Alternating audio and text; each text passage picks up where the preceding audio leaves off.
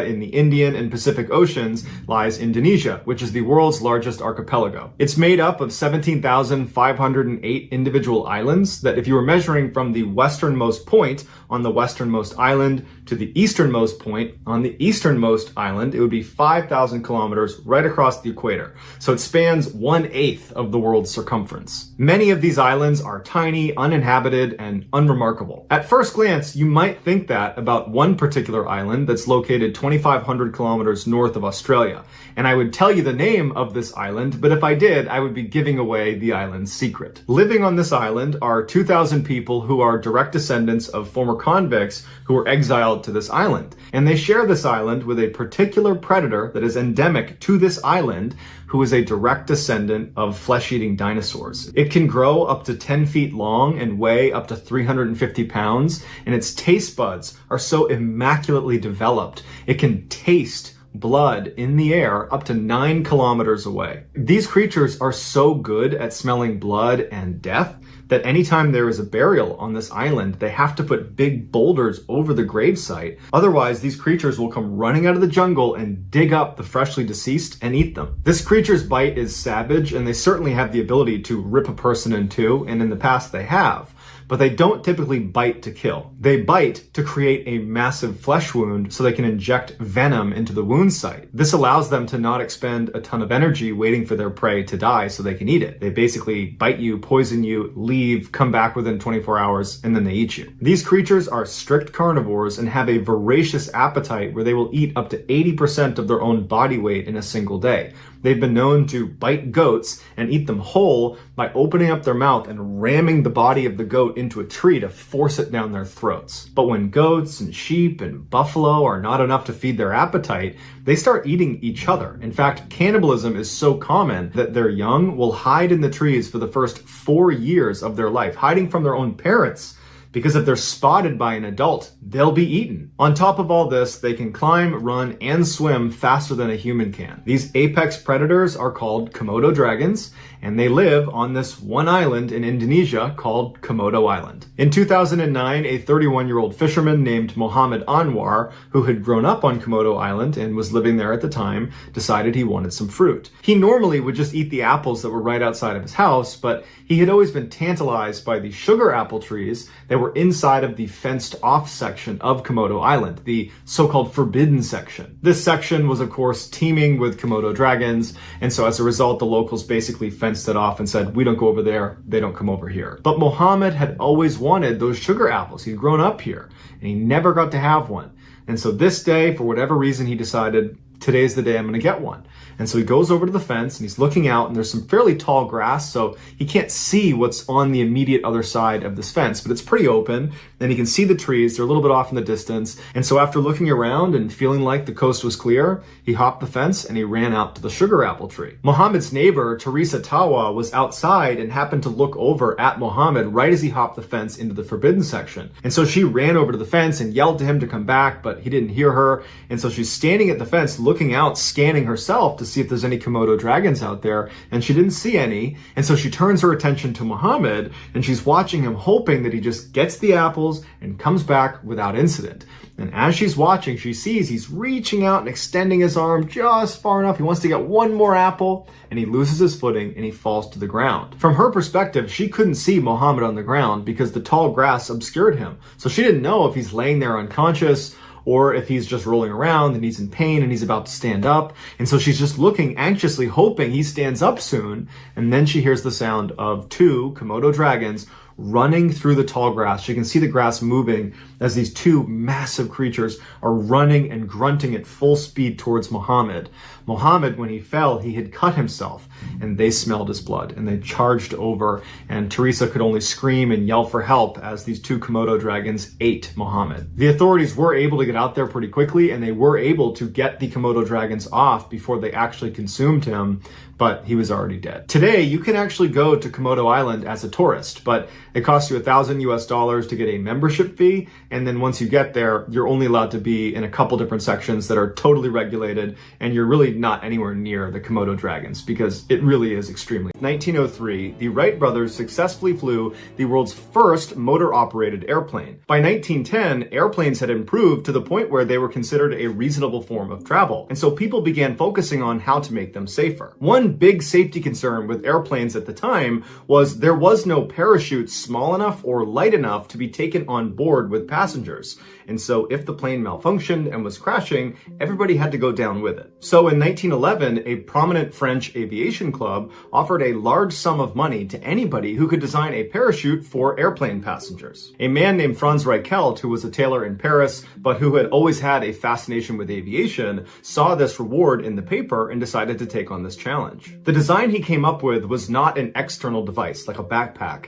Instead, it was a full suit with foldable bat wings that attached to the passenger's arms and connected all the way down to their ankles. Using his sewing know-how, he stitched up this totally bizarre looking prototype, and he attached it to a dummy and threw it off of his apartment building. And amazingly, the dummy landed lightly on the ground. But when Franz, who significantly outweighed this dummy, put on his parachute suit and leapt off of the building himself, he did not touch the ground lightly. He smashed into the ground and broke his leg. But Franz was undeterred. He made dozens of changes to his suit, he added material, he subtracted material, and after a while, he felt like it was ready to be submitted to this French aviation club. But when the club members watched one of Franz's dummies wearing the suit come crashing into the ground because the canopy collapsed, they rejected his design. Franz assured them his design could work, they just needed to see it in action from a slightly higher altitude. The canopy needed more time to fully inflate. But the club members were not buying it, and they told Franz he should just give up on the design. Franz was offended and decided he would prove them wrong. So in 1911, Franz began petitioning to the city of Paris to allow him to test his design off of the Eiffel Tower. He thought if he jumped from one of their platforms, that would be high enough for his canopy to fully inflate,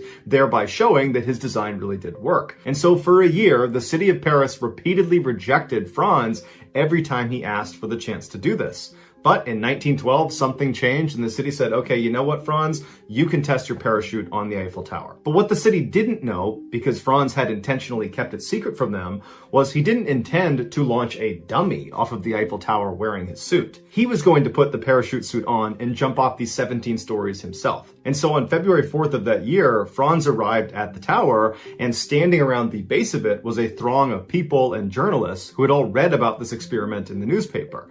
And so when Franz got out and promptly put on his parachute suit, the crowd gasped. They couldn't believe he was going to be the one jumping off of the tower. And none of Franz's friends or family knew he was going to be jumping off the tower himself. And so they pleaded with him not to do this. Throw a dummy off. You should not be jumping off. This is not going to work. Legend has it, Franz turned to one of his friends and he said, "You will see that my 72 kilos and my parachute will give your arguments the most decisive of denials." Then Franz promptly turned around and began walking up the stairs towards the platform. And with him was a journalist who brought a camera. Once Franz reached the platform, the journalist began filming him. And his video would capture Franz climbing up onto the railing and then hesitating. And he anxiously begins kind of rocking back and forth like he's debating whether he's really going to do this. And then at some point, he works up the courage and he jumps. And immediately his suit collapses and he slams into the ground, dying instantly. Another cameraman was on the ground and he filmed Franz's final jump. Here is a still shot of Franz right before impact.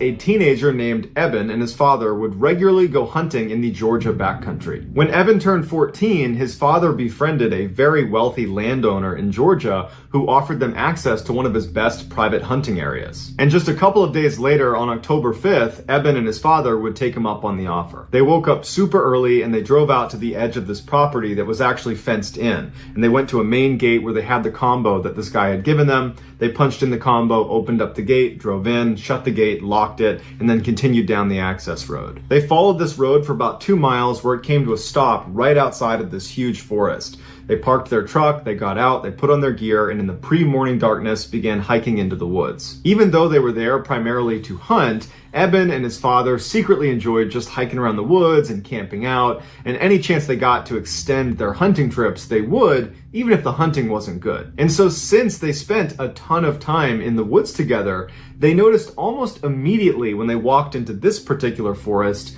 that something was off. There's no birds, there's no animals. Silence. It's just totally silent. The only sounds they heard that were not them was a single plane that passed overhead. Although they found this very odd, they figured, you know what, this is private property, not a lot of people are out here. I'm sure as soon as we showed up, the animals were aware of us and they've scattered. They finally make it out to the hunting stand that the owner had told them about. They get all settled in, they're getting ready to see some animals. And all day long, they don't see a single animal. They don't hear a single animal. In fact, again, it is just completely silent. Frustrated, they began packing up their stuff, making their way down off the stand, and they started looking for a place to make camp for the night. And Eben's father suggested, well, hey, there's obviously nothing over here. It's been quiet all day. Why don't we walk deeper into the woods a little ways, set up camp there, so tomorrow we have a better chance of seeing some animals. So they hiked for about an hour farther away from where they parked their truck, and they reached this clearing, which is perfect for setting up their camp. And so they set up their tent, and Eben's father says, hey, we still got some daylight. Do you want to go try our luck and see if we can see some animals out here now? Eben's like, yeah, why not? So they hike a little ways away from their campsite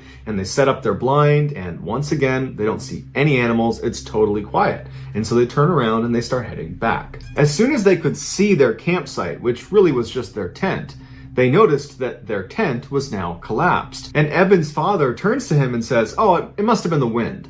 And Eben says, no, it couldn't have been the wind, because all day today we have been commenting on how quiet it is and how the fact that there's no weather, no wind, no anything is heightening the fact that it's completely silent. So it could not have been wind. So Eben's father is like, well, when you set the tent up, did you not put the posts into the eyelets? Did you not build it correctly? And Eben's like, no, I've made that tent like 1,000 times. I know it was set up correctly. They walk into their campsite and they look down at their tent, and they're really confused at what they see. The two rods that go in an X over the top of the tent that thread through nylon loops and then anchor at 4 different points on the base of the tent, well, they had been removed from the 4 corners. And if you know how a tent works, it works on tension. And once you have a rod anchored in 2 points, it doesn't just pop out. It's anchored at 2 sides. It's actually difficult to remove each anchor. Once one is out, the other comes out easily. But basically, the rod would need to break in order for it to come out of those anchor points, or someone would have to come over and remove it. And they didn't remove them, and none of the rods were broken. Which leaves them with either they failed to set up their tent, even though they had distinct and clear memories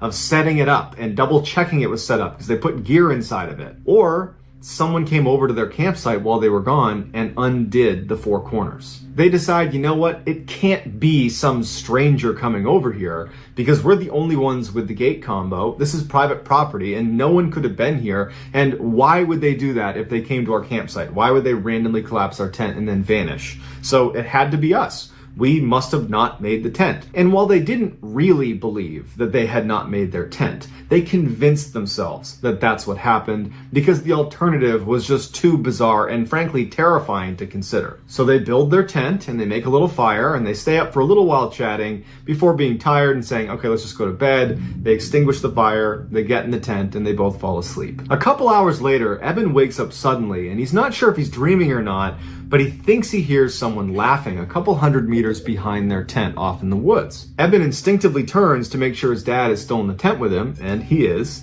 And then Eben starts listening really intently to what's happening outside. And all he can hear is silence, like it's been since they got in the woods. He doesn't hear any more laughter, and so he says, okay, I must have just been dreaming, and there wasn't any laughter out there, and eventually Eben goes back to sleep. A little while later, Eben wakes up suddenly again, except this time his dad is already awake and looking around anxiously. And Eben sits up and goes, what's going on? And his dad goes, shh. And he goes, can you hear that? And Eben listens, and to his horror, he hears laughing.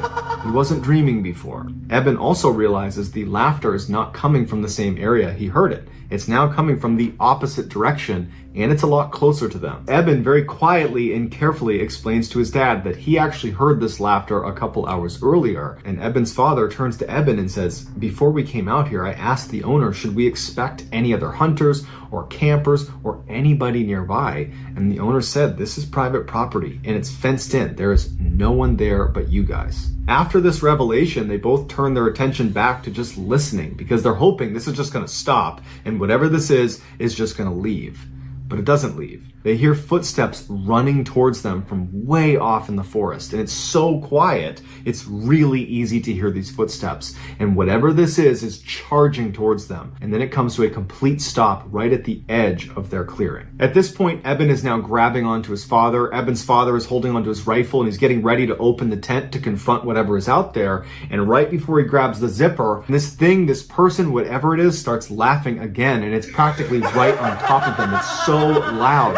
They can hear it clear as day right there, right outside their tent. And Eben's father takes a deep breath. He grabs the zipper, and as soon as he begins moving it, the sound the zipper made causes the laughter to stop. They don't hear footsteps, so they know probably something's still out there. But the laughter stops like it's recognized that they're making noise. They're right there. There they are. They're in the tent. Eben's father freezes with his hand on this zipper, and he's debating whether he should go outside or not. And before he can even make that decision, whatever this thing is turns around and runs back into the woods, and it's just gone. And for several minutes, they just sit like that in total silence, praying that whatever this is gone for good. And after several minutes, when they don't hear anything, there's no more laughing, there's no more running, Eben's father re-zips up the tent, puts his hand back down, and they're both left just sitting there thinking, what the heck just happened? Eben and his father would stay up all night, and they would barely speak because whatever this thing was had heard them when they moved the zipper. And so they were really afraid of making any sound, even little sounds, because it's so quiet, sound travels really far, and they don't know who or what is out there. And so in silence, holding their guns, they're just waiting for the sun to come up. And as soon as it did, they were up and out of there, literally running out of the forest, checking over their shoulder the whole time, all the way back to their truck. And so to this day, they have no idea who or what the heck was running around out there. And they told the owner of the property about it. And the owner just said, it's not possible. We have a totally gated in private piece of property, and there are cameras watching the only entrance. And you are the only ones that went in or out over that time period. And prior to that, we monitor this property. Nobody else. In 2013, a man stepped out of his tent into the pitch black woods of central Maine. He was wearing a wool hat, he had a nice brand new Columbia jacket on, some Land's End jeans, and some high quality boots. He was carrying a backpack as well as another bag that contained a screwdriver along with some other tools. He adjusted his glasses and then looked up into the sky, and it was so dark he couldn't even see the moon, and he thought to himself, perfect. He turned and began quickly walking away from his tent into this forest where the trees were so dense that if you weren't careful, you could actually get stuck in between two trees. And scattered all over the ground were these huge slippery boulders covered in moss where one wrong step and you're breaking an ankle. But despite the rugged terrain and zero visibility, this man was able to easily navigate this area as if he had memorized every step. After an hour of silent hiking, he reached this huge pond called North Pond, and while staying hidden in the trees, he followed the shoreline until he reached the edge of the forest overlooking this clearing. And right in front of him were dozens of cabins overlooking this pond. This was Pine Tree Summer Camp. He waited in the tree line for a few minutes just listening to make sure nobody was out there, even though he knew their schedule and knew no one was there. After not hearing anything and feeling like the coast was clear, he stepped out of the woods and walked up to the top of the camp to the dining hall, and he made his way around to the back door. There, he pulled a screwdriver out of his bag and expertly popped open the lock and stepped inside. Once he was inside, he pulled out his tiny flashlight and he made his way over to the pantry where he began stuffing his bag full of candy, chips, and coffee. Once his bag was almost completely full, he walked over to the walk-in freezer, he went into his pocket and pulled out a key that he had stolen on a previous trip. He unlocked the lock, went inside, he grabbed some frozen hamburger patties and hot dogs, and then he left the freezer and locked it behind him. He did one more pass through the pantry and grabbed some more candy off the shelves and jammed them into his pockets, and then after feeling satisfied that he had all he could take, he decided it was time to leave. And so as he made his way to the door, he thought to himself, great, another successful raid complete. or so he thought. A motion detector had recently been installed inside of the dining hall behind the ice machine. As soon as this man had pried open the back door, it had picked him up and remained silent, but sent an alarm to the nearby home of Sergeant Terry Hughes, who was a game warden that was investigating recent thefts in the area. Terry sped to the camp in under 4 minutes, and he parked his truck a ways away from the dining hall because he was worried he would scare off the perpetrator. So he parked his car and ran on foot, staying in the tree line until he got right behind the dining hall. He ran up to the back door and looked in the window, and he saw this tall, skinny man walking out of the walk-in freezer. And this guy did not look towards Terry. Instead, he turned and walked farther away from him over towards the pantry. This guy pulls a flashlight out, he shines it at one of the shelves, and he takes some things off the shelf and puts them in his pockets. And then after standing there for a minute, the man turns off his flashlight, faces Terry, and begins walking towards the back door. At this point, Terry backs off the window and goes behind a tree that's overlooking the back door. He gets his flashlight in one hand and he unholsters his pistol and he waits. Terry watched as this man barely opened the back door. He slinked out the crack and then he began walking into the woods. And at that point, Terry leapt out, shined the light in his face, drew his pistol, and told him to get on the ground. The man didn't resist. He immediately got on the ground, and Terry called the state police, who were there only a couple minutes later. They arrested this guy and put him on a chair, and then they began interviewing him. They asked him what his name was, and the man just remained silent. And so they searched him, but they couldn't find any form of identification, and so they asked him again, "What's your name?" And the guy again didn't say anything. So the officers decided to remove his handcuffs and give him a bottle of water and then see if he would talk. And sure enough, he did. His speech was slow and awkward and kind of abrupt, like he had not spoken in a really long time. He told them his name was Christopher Knight and that he had been born on December 7th, 1965. He said he didn't have an address, he didn't have a vehicle, and he had never filed a tax return. He told them he lived in a tent in the woods nearby. They asked him how long he had been doing that for, and he paused for a minute and then said, "When was the Chernobyl nuclear plant disaster?" And the officers looked at each other and they were like, "1986. And he's like, "Yeah, that's when I went in the woods." And they were like, "That was 27 years ago." And Chris said, "Yeah." The officers asked him, well, 27 years is a long time. You got to be out there with some other people. Is your family out here? You got a girlfriend? You got, some sort of companion out there with you? And Chris said, "No, I live out there alone." And in fact, the last time I had a conversation with another person besides now was in 1990 when I happened to walk past another hiker and we both just said hi to each other. Besides that, for 27 years, it's just been me. And it would turn out Chris wasn't kidding, and he went to great lengths to ensure he stayed completely cut off from the rest of society. Despite winter temperatures dropping to negative 20 degrees, he refused to light a fire in fear of giving away his camp. And so instead, when it got that cold, he would just stay up all night pacing around his camp, trying to stay warm that way. He never even talked to himself or sang out loud because he was so worried someone might hear him, and he never left his campsite unless it was basically pitch black on an overcast night because he was afraid of being seen. When the officers asked him if he had access to the internet at least, he said, I haven't seen the internet. Chris wound up confessing to over 1,000 burglaries over the 27 years he had been out in the woods. He said he was ashamed of it, but originally when he had moved out into the woods, he had tried to hunt for his own food and forage for his own food, but he was terrible at it, so he had to resort to theft. He said he only robbed cabins and homes when he was certain no one was there, which meant sometimes going a long period of time between meals. And the food he did find made for a terrible diet. He mostly ate junk food and candy because it was stuff that was easy to find and kept fairly well. When asked why he had moved into the woods in the first place, he didn't really have an answer. Although in a later interview, he would say that growing up, human interaction had always been very difficult for him, and when he was in the woods, he just felt kind of content and at peace. When Chris's story broke, the residents around North Pond were shocked. For decades, they had swapped stories about someone or something haunting the area. Propane tanks, food, batteries, clothes, books would all go missing. They were starting to get scared, especially when it was overcast at night, because they knew that was when this person would come out.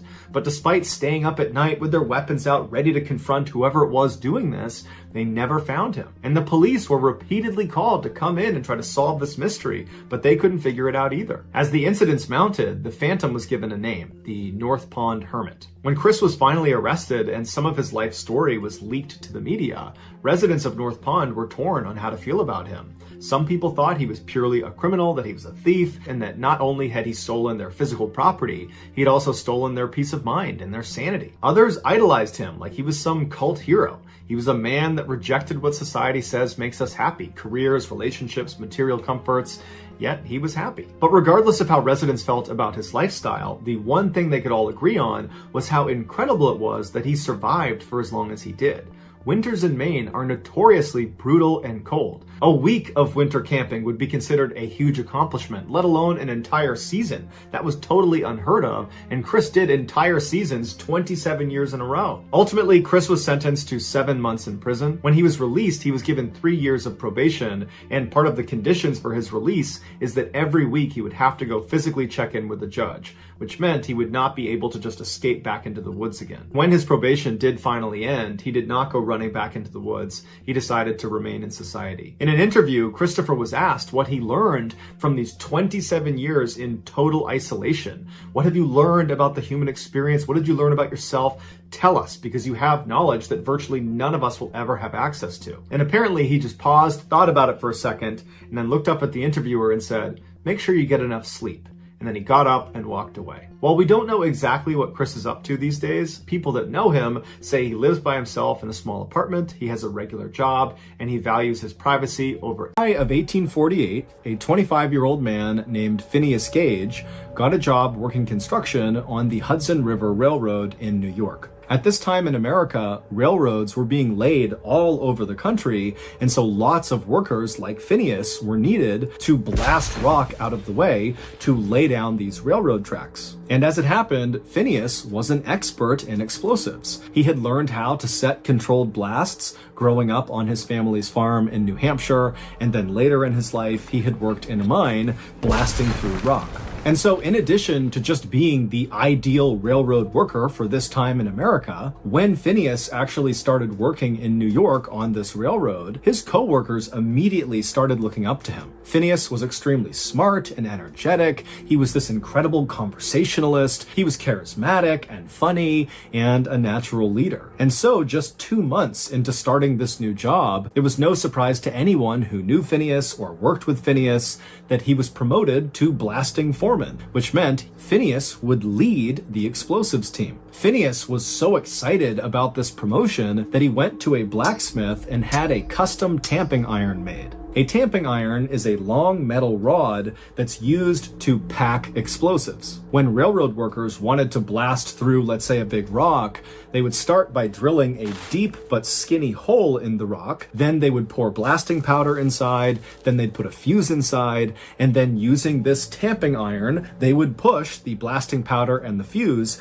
deep into this hole inside of this rock or whatever it was they were blowing up. And then once it was packed, they would ignite it. Usually, tamping irons were sort of rough tools that looked like crowbars, but Phineas really wanted something special to commemorate this promotion. And so Phineas had the blacksmith make this perfectly straight, smooth, 4-foot-long metal tamping iron, and on one end was a pointed side, and on the other was a blunted side. And this rod, it weighed about 13 pounds, and it was about 1.25 inches in diameter. And Phineas loved this tamping iron. He brought it with him not just to work, but basically anywhere he went. On September 3rd, 1848, so not long after Phineas's big promotion, Phineas and his explosives team were blasting through some rock that ran through a forest. And Phineas, he was right up front over the blasting site, helping them prep the explosive. His team had drilled that long, deep, skinny hole into the rock they were about to blow up,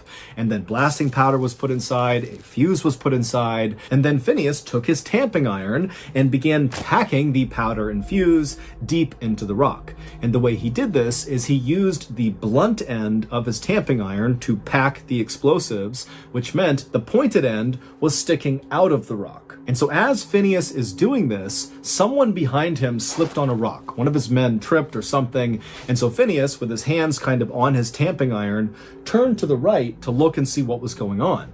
And when he did this, somehow his tamping iron that was inside of this skinny hole must have nudged against the inside of the rock, created a spark, and ignited the explosive inside of the rock, which meant the tamping iron was basically fired like a missile out of this hole into Phineas's head. It went in his cheek, up behind his left eye, up and out of his skull, and then shot 80 feet away, landing on the ground covered in Phineas's blood and brains. This happened so quickly that for a second after this thing has blown through Phineas's head, Phineas just stood there upright with his eyes wide, and then suddenly a geyser of blood began shooting out of the top of his head, and then Phineas fell backwards onto the ground. When Phineas's body hit the ground, he began having a seizure, at which point his co-workers, who were still kind of shaken up from this sudden blast, they rushed over and tried to kind of position him in a way that he wouldn't hurt himself. But I mean, they're looking at him and he's literally missing half of his head. He's covered in blood. And they're thinking, there's nothing we can do for him but basically wait for him to die. And so all of Phineas's coworkers, who adored Phineas, just stood there very somber watching their boss die. But eventually, Phineas stopped having a seizure, and then he opened his eyes and he looked up at his crew and he sat up and he said, "What happened?" Now remember, half of his head has been blown out by a 13-pound, 4-foot-long metal rod that has shot through his head. And his coworkers, when they heard how clearly he was speaking and how focused his eyes were, they couldn't believe it. How in the world is this guy alive, let alone having a coherent conversation with them? And so the coworkers told Phineas, "Please lie down, we'll get you help, lie down, relax." But Phineas, who still had blood also shooting out of his head, just kind of stood up casually and walked over to the railroad cart and signaled for his crew to take him back into town. And so the crew, they're looking over at Phineas, who now is literally head to toe just red from blood. Still bleeding, but less so. And he's just sitting on the railroad cart waiting for them. And so they walk over to him and they start the slow 1-mile journey into town on this railroad cart. And the whole time they're all kind of looking at Phineas, expecting him to die any second. But instead, Phineas is just kind of looking around with half of his head. And at some point he pulled out his logbook and carefully wrote down what time they were leaving their work site to make sure his crew was accurately paid. And then finally they reached town and Phineas was still very much alive and looking around, acting like nothing had happened to him. And the co-workers helped him to his hotel, and Phineas just sat outside on a chair in front of his hotel, just people watching, while his crew went and got a doctor. A doctor soon arrived, and he too was completely shocked at Phineas's appearance, but even more so was Phineas's eyes. He looked at the doctor, and his eyes were totally focused, like he was all there, totally lucid, looking at the doctor, waiting for him to come over and help him out with his little injury. And when the doctor kind of timidly approached Phineas, Phineas very famously said as he sat on his chair, "Doctor, here's business enough for you." Like everyone else, the doctor fully assumed that despite Phineas's miraculous recovery from this injury, that he would soon die from this horrific wound in his head. And so the doctor moved Phineas up into the hotel, put him in a bed, and then basically made him comfortable. Now, the doctor at this point was not trying to save Phineas. He felt like there was nothing he could do to save Phineas. At this point, it was like mercy. Let's make this as pain-free as possible for Phineas as he inevitably dies from this injury. But Phineas didn't die. He would break out of it and basically be okay again. However, his personality at first, after he came out of this state of delirium, was not really the same. No longer was he this funny, smart, charming, confident leader. Instead, he was this guy who seemed to have lost all of his inhibitions and was kind of childlike. He swore all the time. He would tell people he had these crazy plans he was going to go do, but he would never follow through with them. And he would tell his nieces and nephews these wild stories about himself that were obviously made up and not even close to reality. But overall, he was okay, even though you could see his brain pulsing underneath his skin on the side of his head that had been blown off. And within a couple of years of this injury, those changes to Phineas's personality kind of faded, and he really did become old Phineas. However, there was one unique quirk to Phineas post-injury that never went away.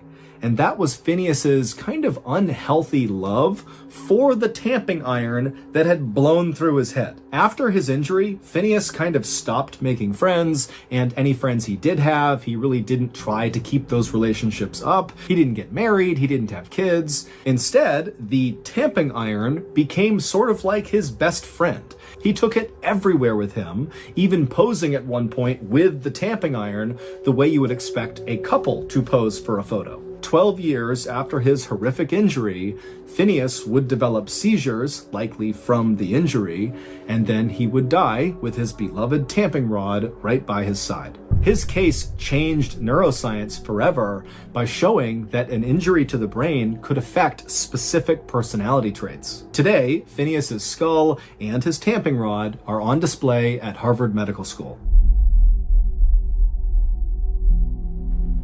So that's going to do it. Of the tiny farming community, Fairdale, Illinois, woke up to heavy rains outside and an ominous forecast. Severe thunderstorms were going to persist all day, and then at night there was a chance of a tornado. Meteorologists were telling residents of Fairdale that if you can, you should evacuate because it's not worth sticking around for.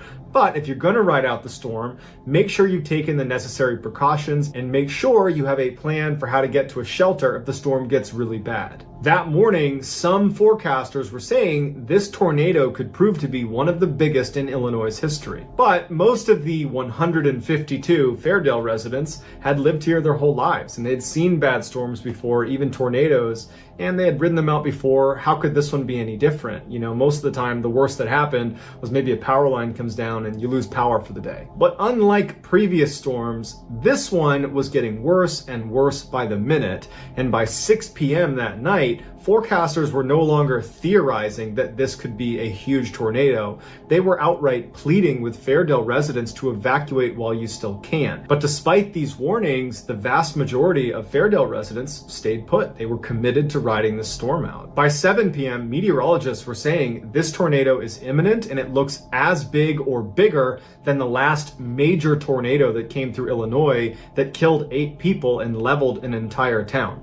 This tornado tonight is going to kill people. Just 15 minutes later at 7:15, the tornado finally touched down right outside of Fairdale. It was this massive, almost mile-wide tornado with over 200-mile-an-hour winds, and unlike other tornadoes of that size that typically move at about 30 miles an hour, this one was traveling on land at about 15 miles an hour, meaning it would be sitting over the areas it was devastating for longer amounts of time, making it even worse than some of the worst predictions that meteorologists had for this tornado. 15 minutes later at 7:30 p.m., 84-year-old Fairdale resident Clem Schultz and his wife Jerry Schultz, they were at home because they had decided to ride out the storm. As Clem is sitting in the living room watching the Weather Channel, kind of waiting for the last possible second to go into their basement, he hears his wife yell out from the kitchen to come in here and look at this. So Clem goes into the kitchen and she's pointing out the back window, and he looks out and he sees this massive tornado coming right at them. It's less than a mile away and it is way bigger than he thought it was going to be. But from their perspective, because the tornado was spinning counterclockwise,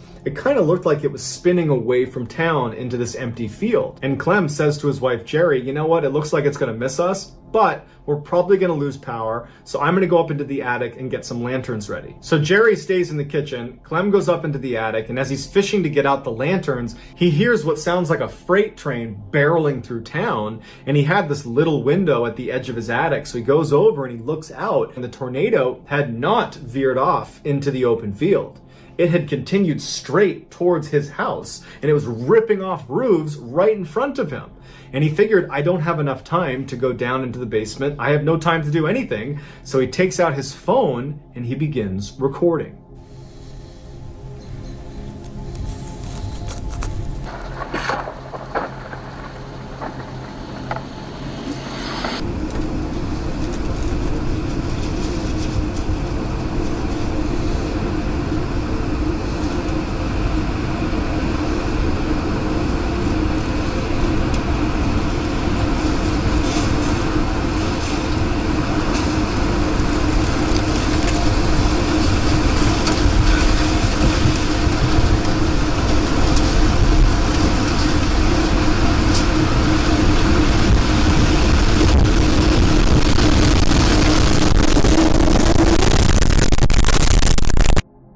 Clem's house, along with all the others in that video, collapsed, And initially, Clem thought he had died because it went totally quiet and it was totally dark. And he actually said out loud, "Am I dead?" But it was the pain in his back from a crushed vertebrae that told him, "No, you survived." And he begins to kind of pull himself out of the rubble, and before long, a neighbor is pulling him out.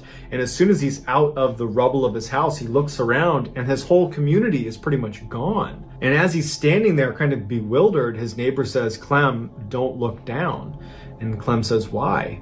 And his neighbor says, "Because your wife is under you and she's dead." When the dust had finally settled, not only had Clem's wife been killed, but Clem's neighbor had been killed as well, because the tornado went directly through their two houses. That video that Clem shot is now used to educate people on how dangerous tornadoes really are, and how anytime a tornado is coming through your area, never go outside to film it. Seek. A 24-year-old named Yuri Lipsky was standing in front of a cafe in Dahab, Egypt, overlooking the Red Sea. He had traveled all the way to the Sinai Peninsula from Moscow in order to film himself swimming through the Arch. But now it was looking like that probably wasn't going to happen. The Arch is an 85-foot-long underwater tunnel that connects a massive sinkhole right on Dahab's shoreline called the Blue Hole to the Red Sea. To get to the Arch, you need to enter the Blue Hole directly and descend straight down 181 feet, where you'll reach the top of the tunnel on the northeast side. But there's a catch. If on your descent you happen to miss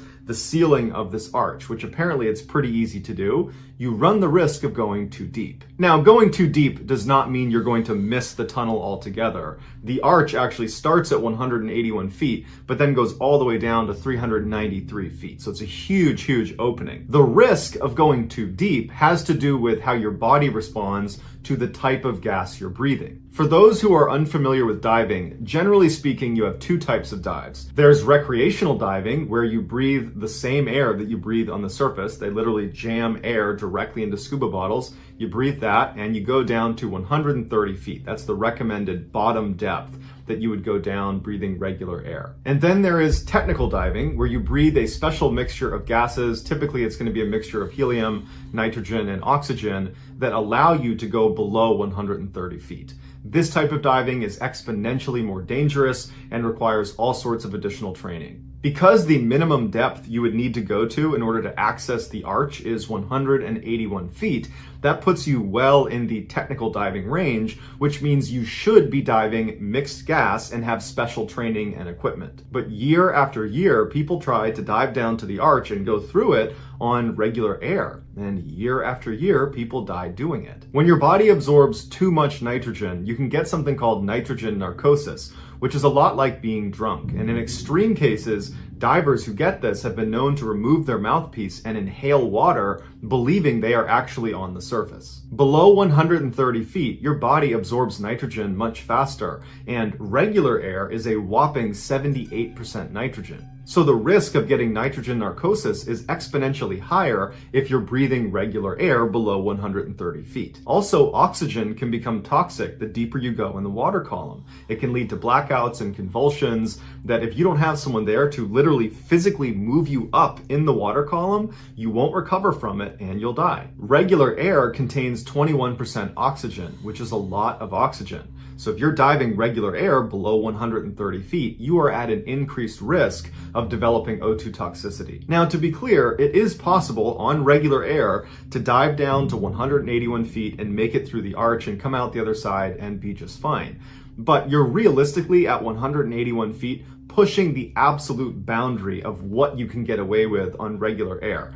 Below 200 feet, you're probably dead. So if you're attempting to swim through the arch on regular air, you need to be paying very close attention to your depth as you descend so that you don't miss the arch and accidentally drift down below 181 feet to the very deadly 200 feet and beyond. So earlier in the day, Yuri had gone down to the edge of the Blue Hole and he had found one of the diving instructors that taught inside the Blue Hole.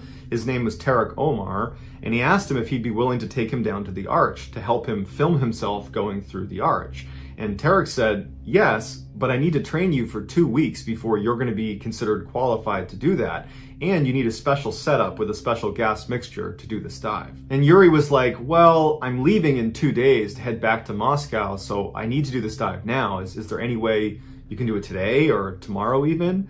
And Tarek was like, No, that's not how this works. And Tarek understood this more than anybody else, because in addition to teaching diving at the Blue Hole, Tarek's job was to dive down to the bottom and retrieve the dead bodies of inexperienced or overconfident divers that attempted the archway and didn't make it. Although there is not an official body count of how many people have perished inside of the Blue Hole, locals believe it's as high as 200 people just in the last decade. After Tarek was unwilling to take him without properly training him and outfitting him with the right equipment, Yuri thanked him and went on to a couple different other diving instructors with the same request. Will you take me in the next couple of days? And they all said, no, we need to train you and you need special equipment. And so finally, after no one was willing to do this, Yuri just left. Later that day, owners of cafes that overlooked the Blue Hole remember seeing a young man who was by himself walk to the edge of the Blue Hole. He puts on all of his scuba gear, he puts on a helmet and then straps a big camera to the top and ratchets it down. And then after he's got all his stuff on, he jumps into the Blue Hole and he disappears. That man was Yuri. A few days later, Yuri's family back home in Moscow did not see him get off the flight he was supposed to be on, and they reported him missing. Tarek Omar was contacted to go down into the Blue Hole and see if Yuri was down there. Tarek hopped in the Blue Hole, he went to the bottom, and sure enough, lying face down at the bottom was Yuri. When they brought Yuri to the surface, they realized his camera had been running the whole time, and he had actually filmed his final moments. Yuri's final video exists online, so you can watch it for yourself, but here is a description of what happens. After situating his camera on his head just the way he wanted it, he hit record, and then he jumped into the water. It was determined later on that Yuri was breathing regular air out of his tanks. The camera submerges under the water, and then Yuri begins to sink very quickly into the Blue Hole. But his breathing seems normal, and he's not thrashing around, so it seems like it's a controlled descent. But at some point, you hear Yuri trying to activate his buoyancy compensator. Basically, it's this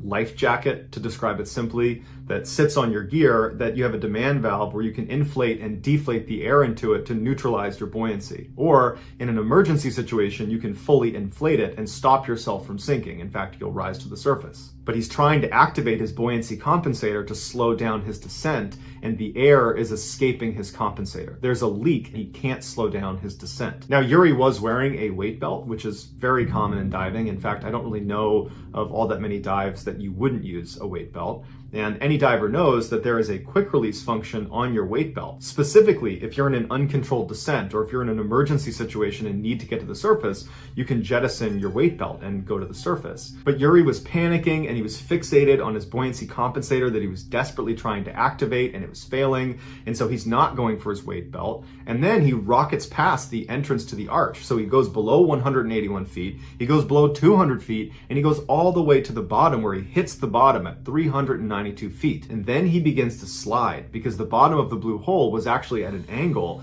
and that archway went all the way to the bottom of the hole. And if you slipped out of the Blue Hole, it was a sheer drop off for thousands of feet. And you see on camera, Yuri rolls over and he's desperately clawing into the mud to stop himself from sliding out of the Blue Hole to definite death.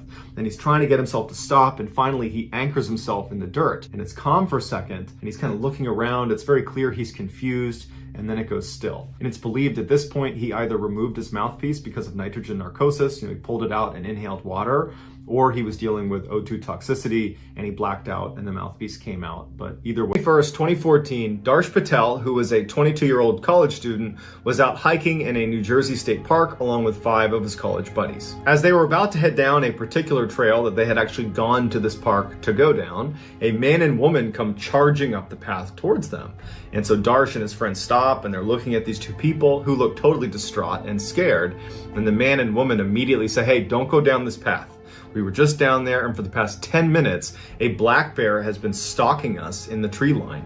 We don't know where it went, but we got up here, we turned around and it was gone, but we would not suggest going down this path. It's just not worth it." Darsh and his friends tell the couple, "Thank you for giving us the heads up. We were actually going to go down that path, and so I guess now we won't."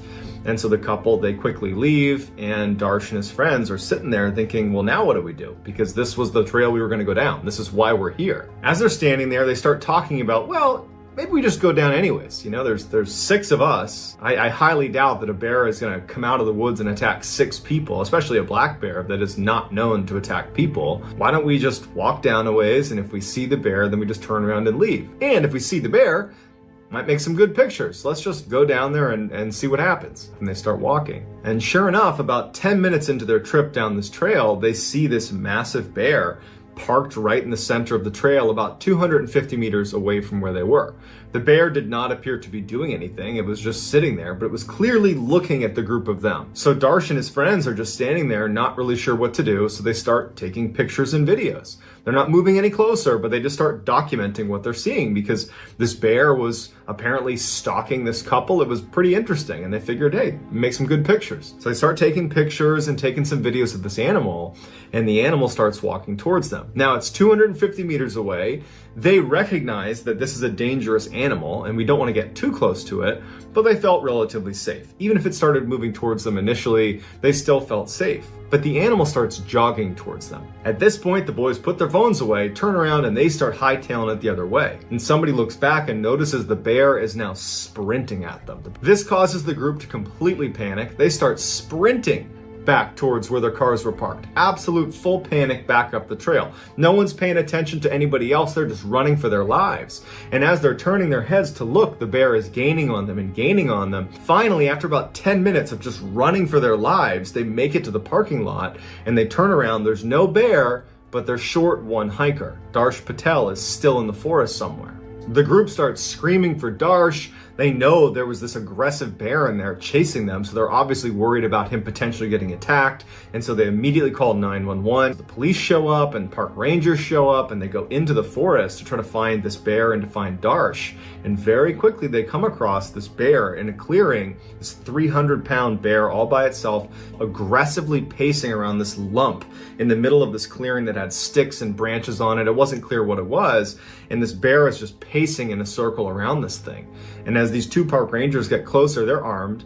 The bear looks at them and makes a move like it's going to charge, and they elect to shoot and kill this bear. Later, the bear's remains would be taken to a laboratory, and inside of the bear's stomach was Darsh Patel. He had been killed and eaten by this bear, and that lump that was on the ground that the bear was circling was whatever was left of Darsh that had not been consumed yet. When they recovered Darsh Patel's phone, they went into his images and they found he had taken one final picture before he was attacked. Here it is. The bear was not malnourished, it was not diseased, it just decided it wanted to stalk, kill, and eat a human. August 7th, 1985, a very distraught man called the police and he said, "I think my father is in mortal danger. He lives down the road from me. I was just on the phone with him and it seems like something is totally wrong. Can you please go check on him?"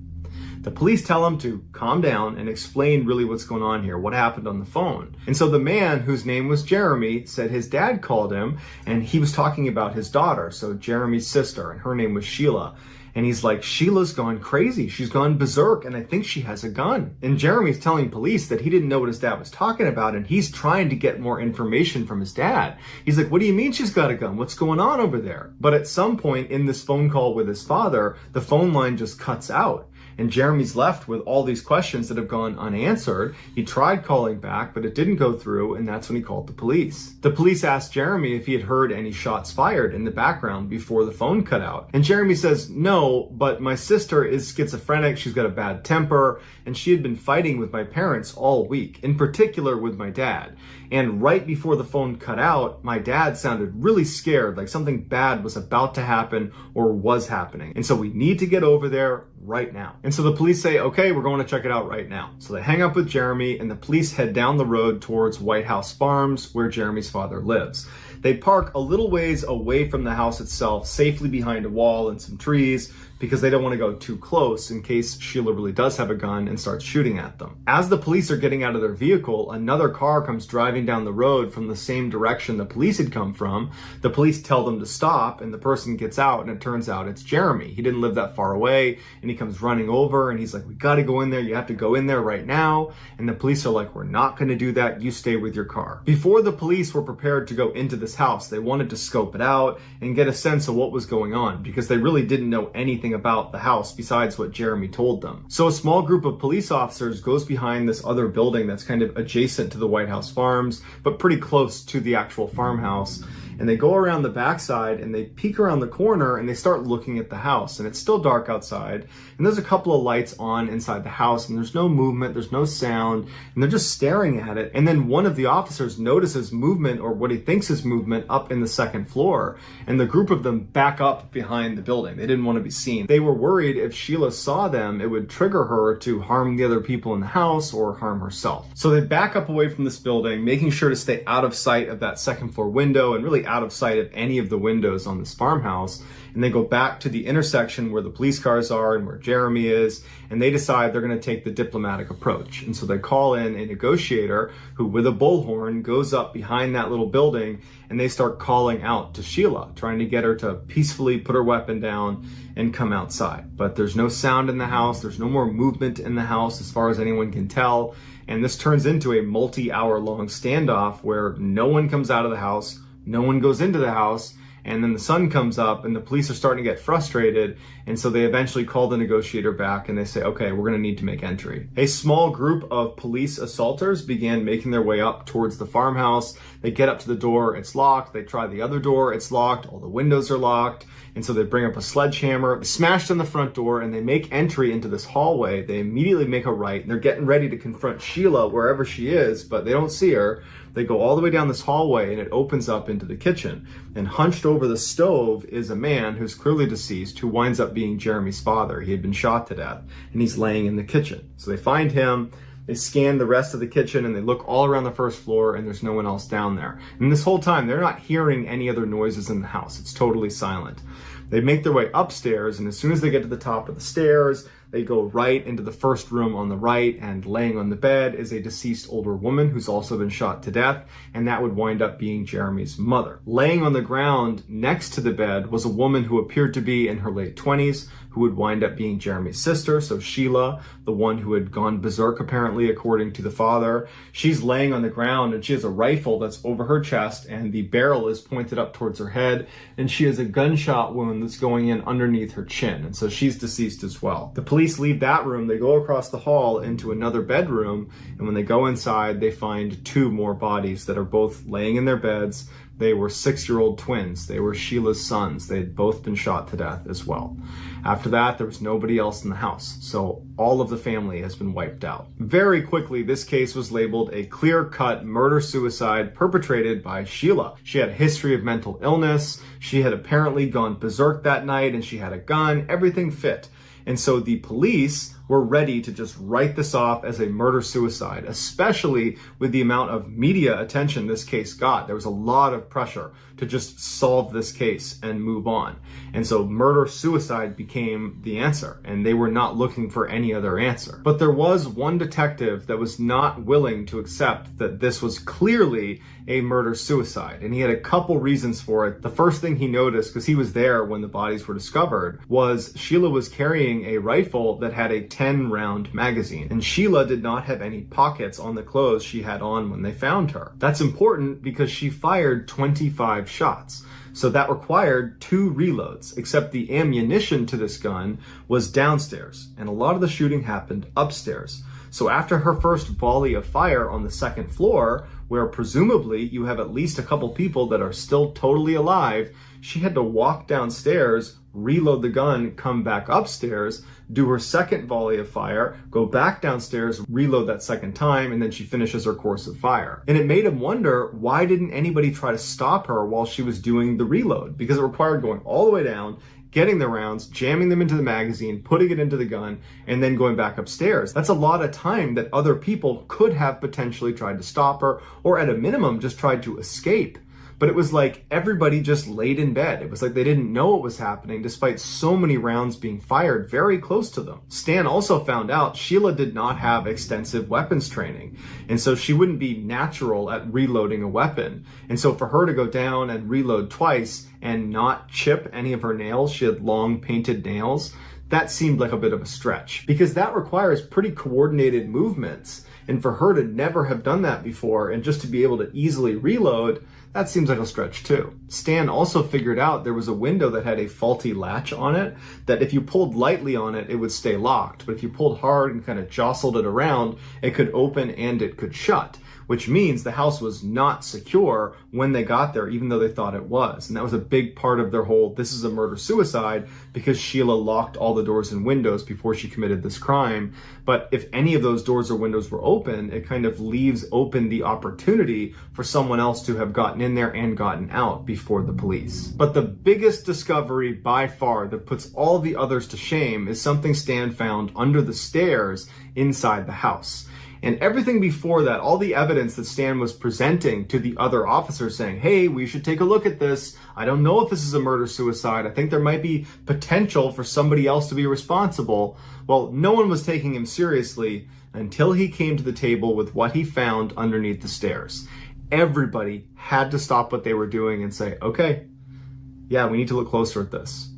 And so if you want to learn more about that, go ahead and click on the link inside of the description. It will bring you to the landing page where you can watch this series that I've been raving about. It's on HBO Max and it's called The Murders at the White House Farm. And it does a great job of showcasing this huge find and then the follow-on plot.